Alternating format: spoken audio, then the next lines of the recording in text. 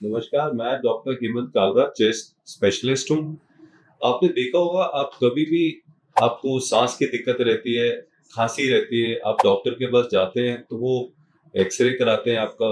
उसके बाद वो आपको कहते हैं कि आप पल्मोनरी फंक्शन टेस्ट करिए, स्पायरोमेट्री का टेस्ट करिए।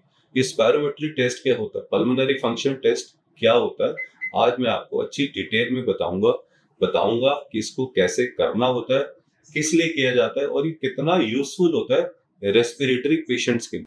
मैं आपको बताऊंगा पल्मोनरी फंक्शन टेस्ट कैसे कराना होता है और कैसे कराना चाहिए। जब भी पेशेंट आता है उसको पहले हमें कंफर्टेबली बिठाना होता है, उससे आराम से बात करनी होती है। कई बार पेशेंट बहुत टेंस होते हैं, उनको रिलैक्स करना पड़ता है। सबसे पहले उनके नाक में हम नोज क्लिप लगाते हैं और पेशेंट को गाइड करते हैं कि पेशेंट को लंबा सांस डीप खींचना है, अंदर तक खींचना है और फिर पूरा सांस खींच के पूरी जोर से सांस बाहर छोड़ना होता है। ये सारा हम उसमें रिकॉर्ड करते रहते हैं। मैं आपको करके दिखाता हूँ ये कैसे किया जाता है। देखिए, ये हमारे एक पेशेंट है और ये हमारे पीएफटी टेक्नीशियन है।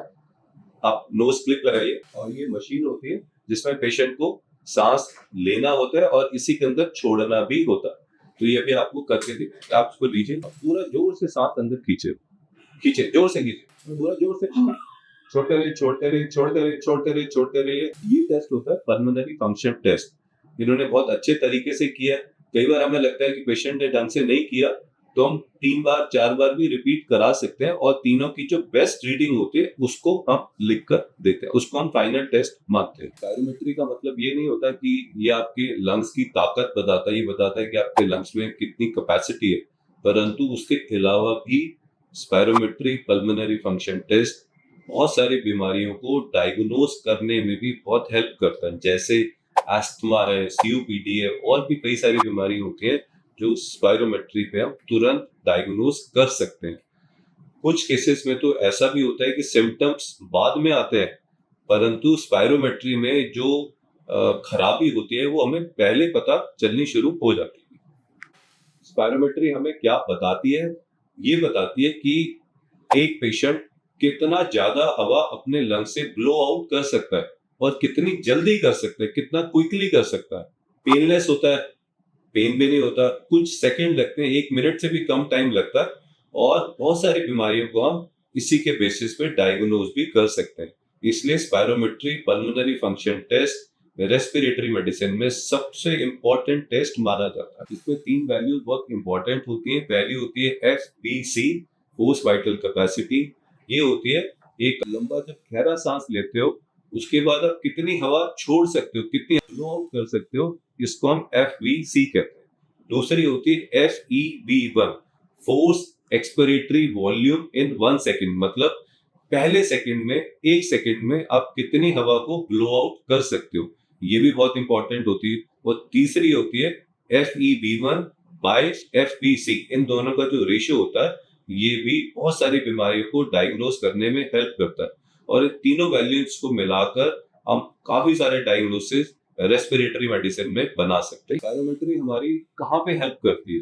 पहली बात तो बहुत सारी बीमारियों को डायग्नोज करने में हेल्प करती है। Asthma, COPD, interstitial lung disease, किसी भी प्रकार की जो सांस की प्रॉब्लम होती है, ब्रेथलेसनेस होती है, उसमें भी डायग्नोज करने में हमारी हेल्प करती है। प्री ऑपरेटिव असेसमेंट में बहुत ज्यादा यूजफुल होती है। किसी भी प्रकार का जो ऑपरेशन होता है, सर्जरी होती है, उससे पहले हमें पल्मोनरी फंक्शन टेस्ट PFT कराना मैंडेटरी होता है और उसी के बेसिस पे हम लोग डिसाइड करते हैं कि पेशेंट को ऑपरेट किया जा सकता है कि नहीं किया जा सकता। उसके बाद जो ऑक्यूपेशनल लंग डिजीज होती है उनकी असेसमेंट में भी पल्मोनरी फंक्शन टेस्ट का बहुत ही ज्यादा इंपॉर्टेंट रोल रहता है। और लास्ट में दवाइयों का कितना असर रहता है वो भी पल्मोनरी फंक्शन टेस्ट में हमें पता। PFT सभी प्रकार के लंग्स की प्रॉब्लम को डायग्नोज नहीं कर सकती है। जैसे लंग कैंसर होता है, निमोनिया होता है, TB होती है, इनको डायग्नोज पल्मोनरी फंक्शन टेस्ट नहीं करता है। हमें एडिशनल इंफॉर्मेशन चाहिए होती है, एक्सरे, CT स्कैन, DHCO, फिनो और तरह तरह की बाकी जो इमेजिंग टेस्ट होते हैं वो भी हमें चाहिए। कॉमन मिस्टेक क्या हो सकती है PFT करते दौरान? अगर आप जोर से पूरा सांस नहीं खींचते हो और उसके बाद जोर से सांस छोड़ते नहीं हो, सांस बीच में छोड़ देते हो या बीच में आपको खांसी आ जाती है, तो PFT की वैल्यू ठीक से नहीं आती। किन लोगों को PFT कराना मैंडेटरी होता है, बहुत ही जरूरी होता है, सबसे पहले अगर आप अस्थमा के, सीओपीडी के पेशेंट हैं, इंटरस्टिशियल लंग डिजीज के पेशेंट हैं, पीएफटी कराना बहुत ही जरूरी है। सांस लेने में आपको दिक्कतें रहती है, पुरानी दिक्कत चल रही है सांस की, तो भी पीएफटी बहुत जरूरी होता है। अगर आप ऐसे ऑक्यूपेशन में जहाँ पे आपका डस्ट का एक्सपोजर बहुत ज्यादा होता है, तो आपको भी पीएफटी कराना चाहिए, ये देखने के लिए कि डस्ट का आपके लंग्स पे कितना इफेक्ट होता है। और जिन लोगों की स्मोकिंग की स्टेट, स्मोकिंग करते हैं, उनके लिए पीएफटी बहुत ही ज्यादा जरूरी है।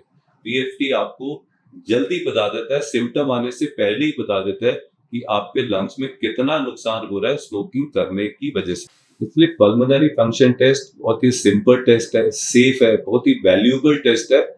आपके अगर डॉक्टर आपको बोलते हैं कराने के लिए, तो आप एंशियस मत होइए, घबराइए नहीं, आप टेस्ट कराइए। ये बहुत सारी बीमारियों को डायग्नोज करने में डॉक्टर्स की हेल्प करता है। Thank you.